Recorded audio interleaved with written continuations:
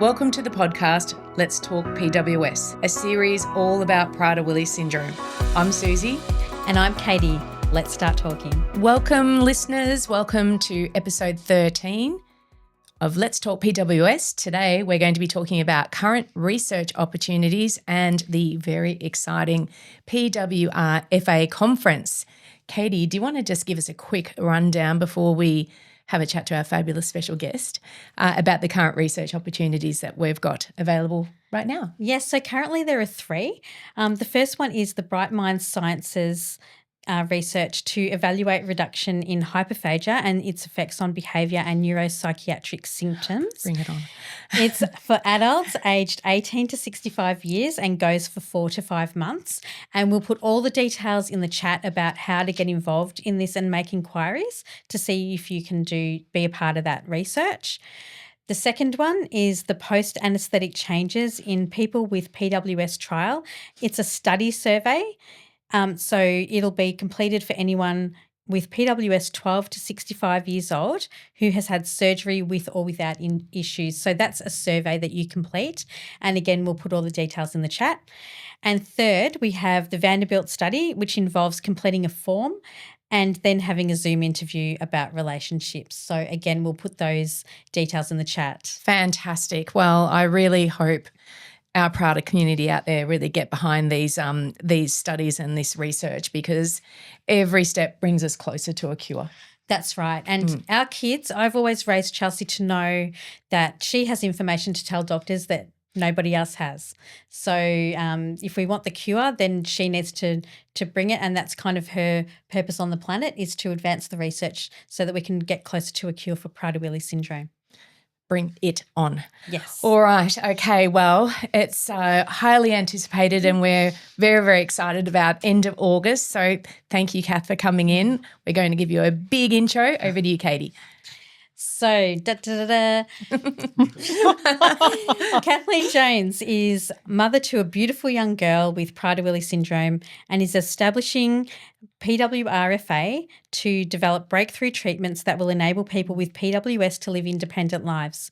She has extensive experience in management and strategy, having previously worked as General Manager Strategy at the Australia Post and as a consultant at McKinsey & Company.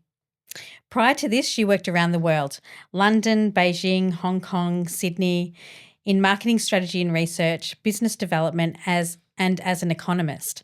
She has an MBA on the Dean Honours lists from Melbourne Business School and Columbia Graduate School of Business, and graduated first in class with a Bachelor of Agricultural Science Economics. Thank you, Kathlene, and congratulations on 10 years of Katie. Prader-Willi Research Foundation.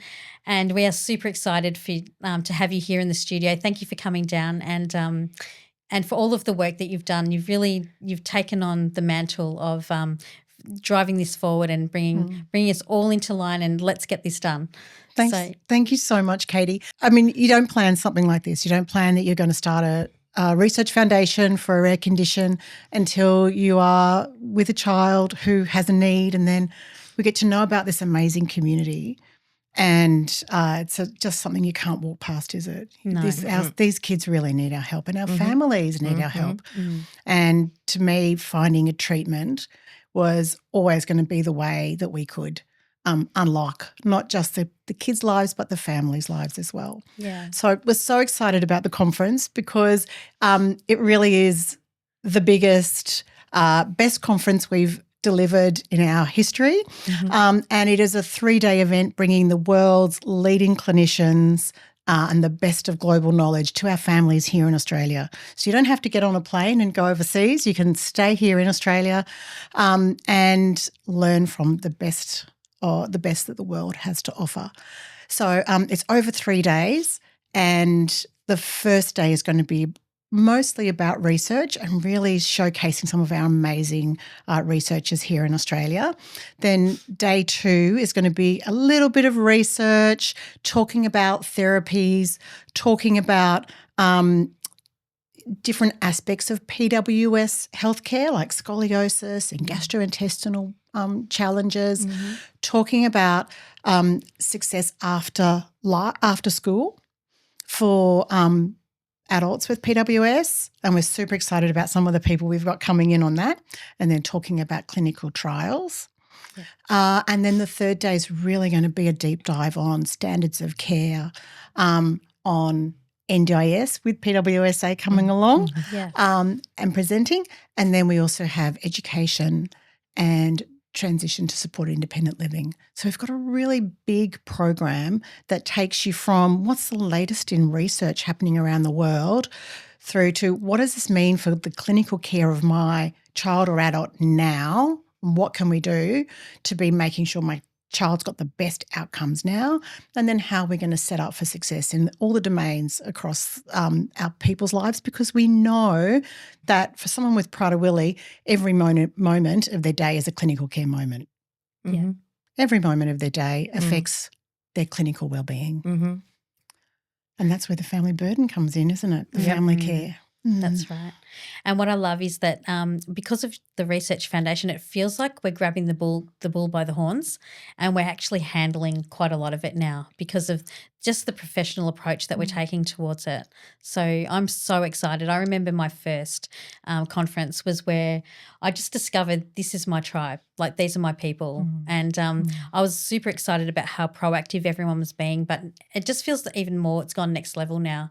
So thanks for bringing that kind of that real excellence to it. So it's a pleasure. Yeah. Thank you. No, it's certainly evolved in the last 20 years as well in terms of bringing the clinical sort of aspect and the care, as you say, together, because it has to be that holistic approach. So the clinicians, they'll be there throughout the whole conference, and will there be an opportunity for the families or the parents to mingle and have a chat to them individually? So look, they will be there for each of the days of the conference. They'll also be coming to the gala dinner. And sort of just as an aside, we're even having a satellite workshop the day before the conference starts for clinicians, so that we really get the most value out of bringing the international clinicians to the country. But, Laura de Graaf is going to be speaking on the Friday about a lot of the clinical care research that she has undertaken over in the Netherlands. And, for example, I don't know if you know, but her research shows that 60% of adults with Prader-Willi syndrome have a missed medical condition. So is there a common thread there about what that condition is? It's a wide range of things. The common thread is, of course, the atypical presentation of illness.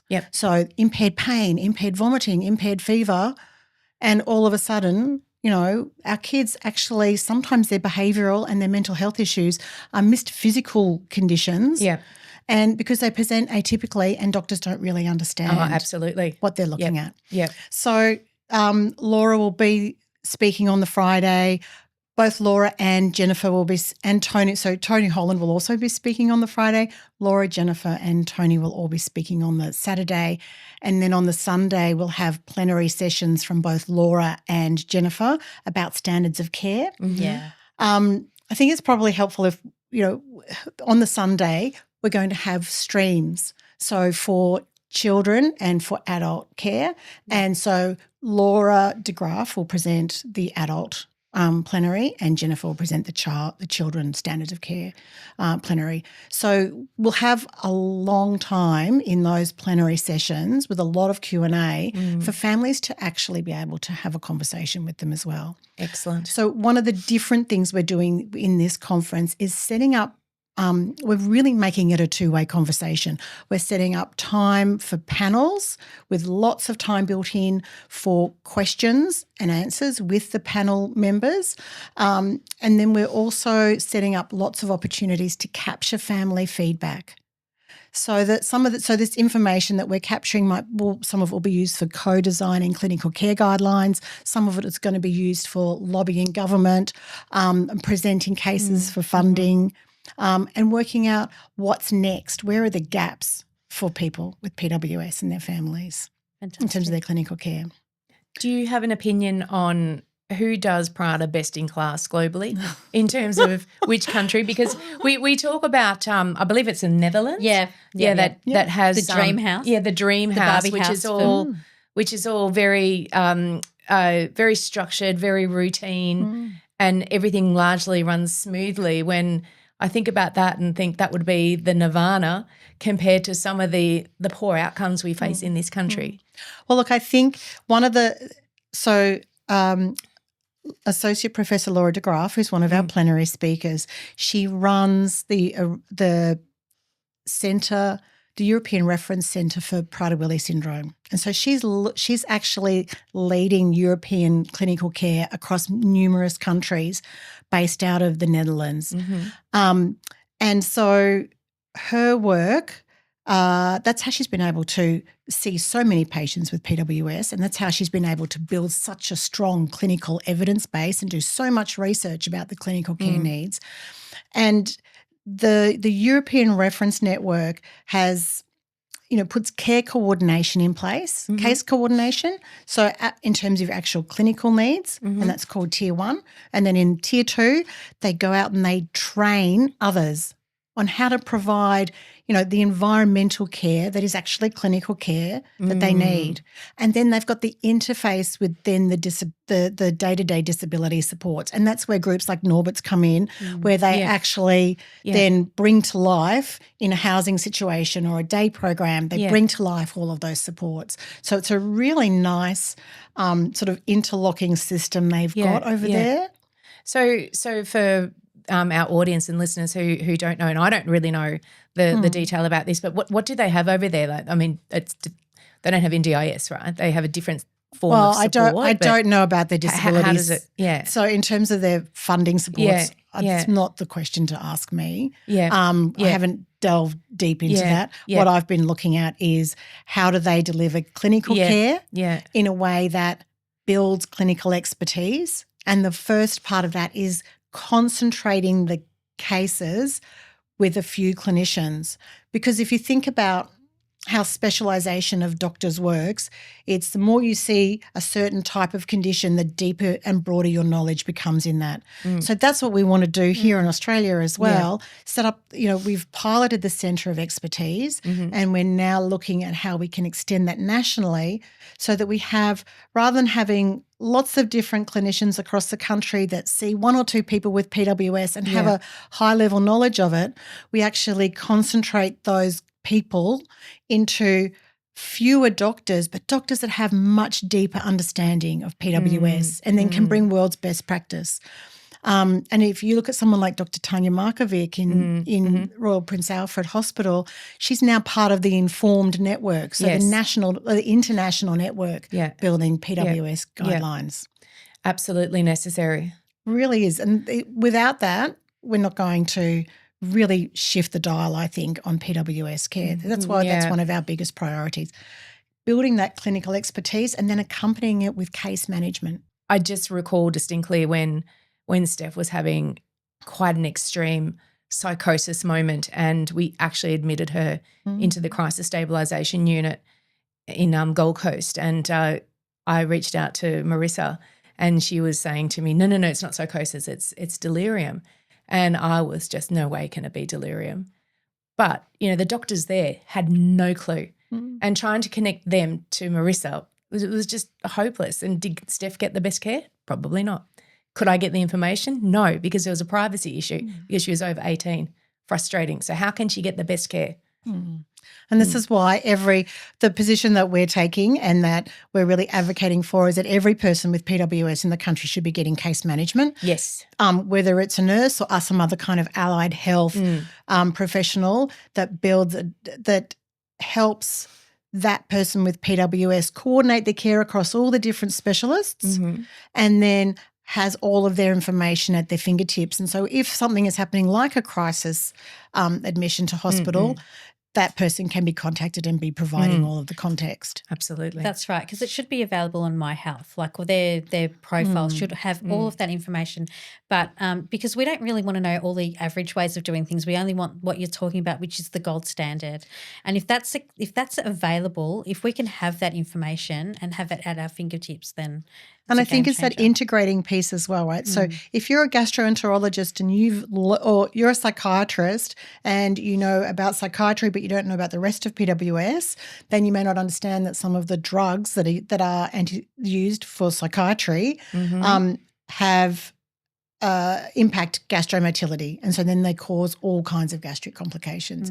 Whereas if we have a case manager who is across that, then the minute someone with PWS ends up with a psychiatrist that doesn't happen to know them for whatever reason, then they can start to provide that information. So it's the piece that stops crisis, right? Yeah. Case coordination can prevent crisis. Pull us into that preventative mode.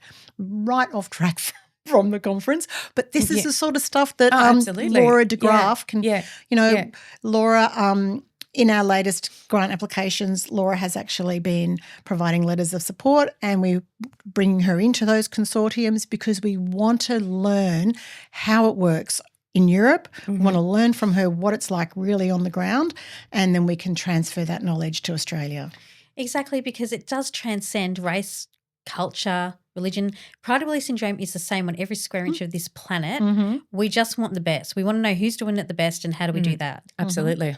Sure. So on the ground at the conference for our listeners, who it's going to be catering for both parents, caregivers, industry, service professionals and Prader-Willi individuals as well? So look, we're really targeting on Friday. A lot of the presentations are really targeting our researchers because we want to really develop that research community. Yep. And, we know that it snowballs. The more we can connect them and have them interconnected, then the more that research snowballs. And we also want to offer them professional development opportunities. So we'll be bringing in some specialists around implementation, science and translation because for them, but it will also be delivered in a way that families can understand it. So we're going to have we've got, one of our big areas of research that we've looked at is how to activate PWS genes. So we're going to have a really pretty exciting update, very hopeful update from the Blewett Lab. If based on their recent data that they've released, they haven't obviously told me what they're going to be presenting specifically at the conference, but based on their recent data, we've got good reason to be hopeful.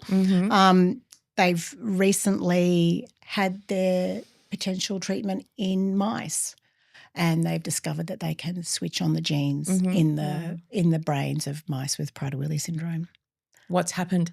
From a safety profile, it's looking good. Yep. And from a disease-modifying treatment, the potential for a disease-modifying treatment, it's starting to look promising. It's early days. Yeah. There's a long way to go.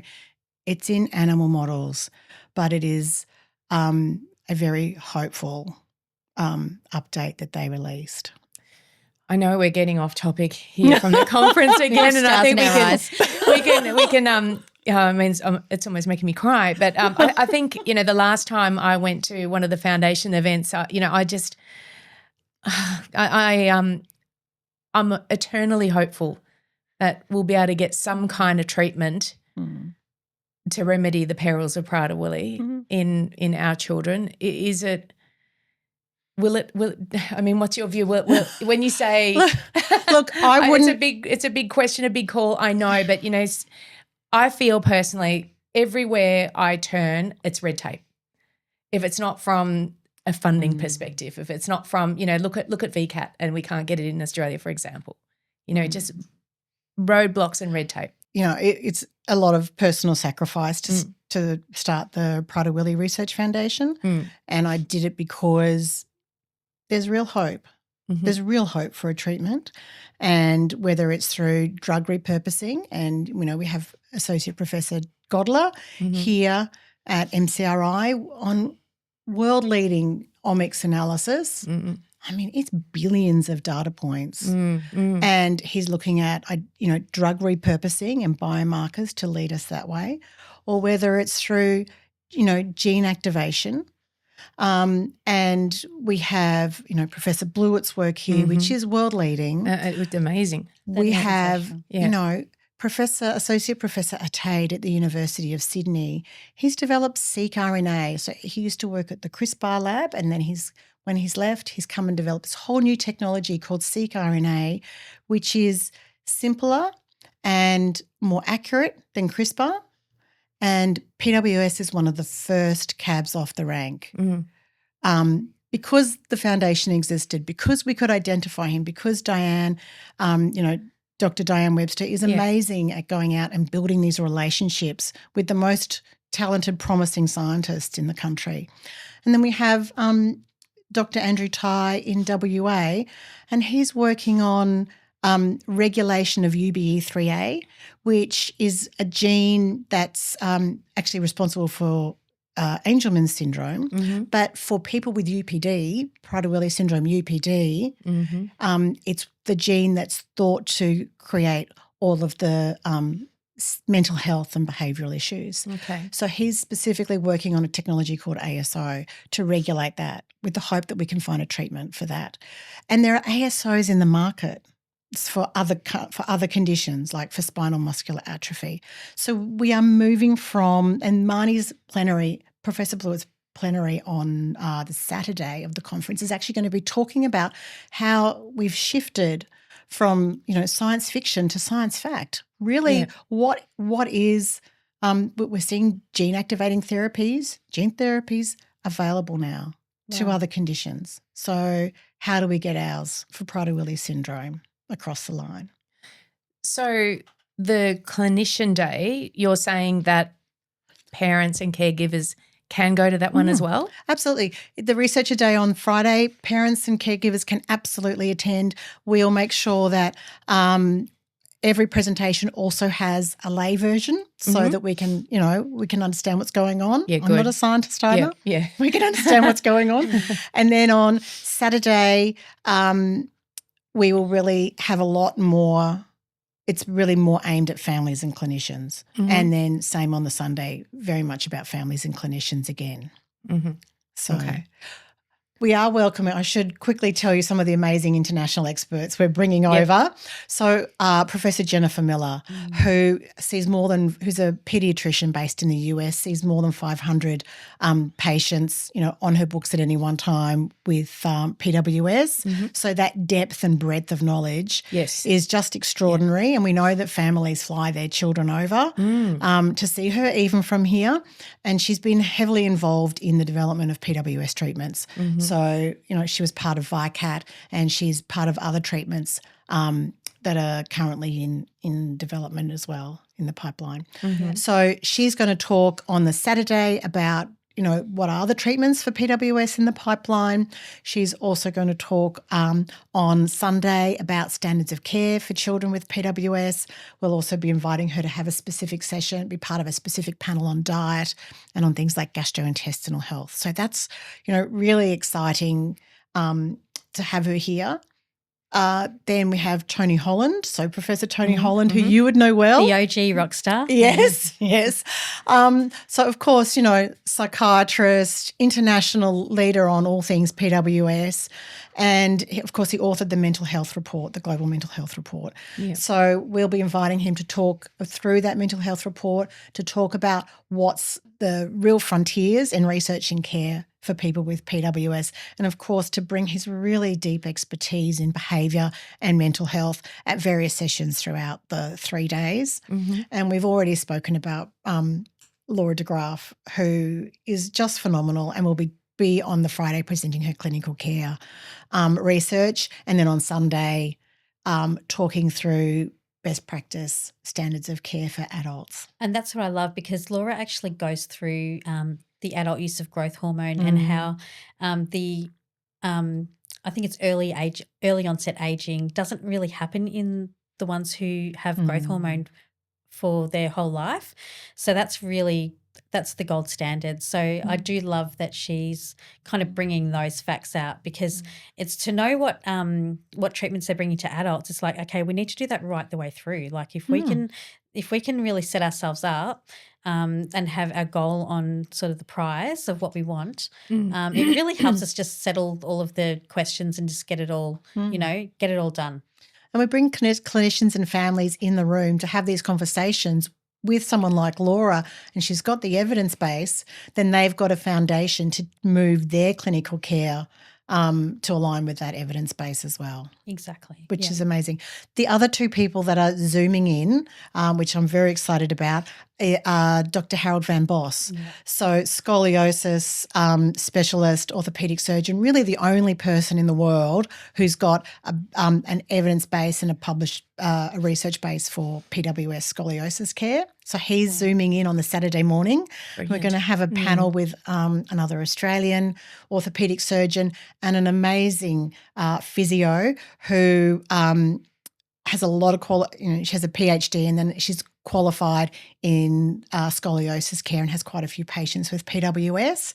So we'll have this panel, where we look at, well, what's the latest in research, and then how do we bring that forward to what's your daily toolbox for then managing scoliosis.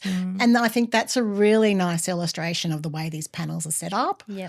And then we have Dr. Destiny Pasha, who's a psychologist from the US who has a specialist interest in education for people with PWS. She's Zooming in on the Sunday. And she's part of a multi-author paper recently looking at all the needs for people with PWS in education settings. So I'm really excited, actually. I'm so excited. Yes, absolutely. Be in the room, everyone. You need to be in the room with these exquisite minds. One more person when there's so many, there's so many great people coming, but actually three more that we should just touch on. Phil Hayes-Brown, who's the CEO of Wallara here in Victoria, coming up to talk about how to set up people with PWS for success in life after school. And he's got a specific case study to talk through about a young man with PWS who's just done brilliant things in the Wallara setting. And then we have Michelle Alford and Neil Gumley from the Orange Hive coming to talk about both transitions to supported independent living and setting up your person with PWS for life after school. Yeah. And then we have Praful Jethra from Aruma coming to talk about setting up for success in independent living as well. Fantastic, because that does seem to be every phase brings its own vertical challenge in Prader-Willi, but that seems to be the monster truck one. That finishing school, and everyone warns you about it, and you just don't. And then all of a sudden, it's very overwhelming. But what we want to do is, if you come and get in the room, you will get equipped with all of the things that you need to have and to do and to set up. And the thing is, we're also capturing. We're going to have, QR codes and polling in place so we can capture all of your thoughts and all of your questions and ideas, and then we can pull them together as these are the priorities going forward and these are the gaps we need to close. I mean, even just by holding the conference, a GI, we all know that GI issues are a huge part of PWS. I cannot find a single gastroenterologist who we could say has a really deep experience of PWS in Australia. Mm-hmm. I'm being pointed to someone who's, has one or two patients here or there, but nobody who really has a deep expertise. So that already gives us an understanding of, well, what's the next gap we need to focus on closing. Brilliant. All right. So I register from the website for the conference. Register, come along. Yep. Come along. We will be there. Yes, absolutely. Yes.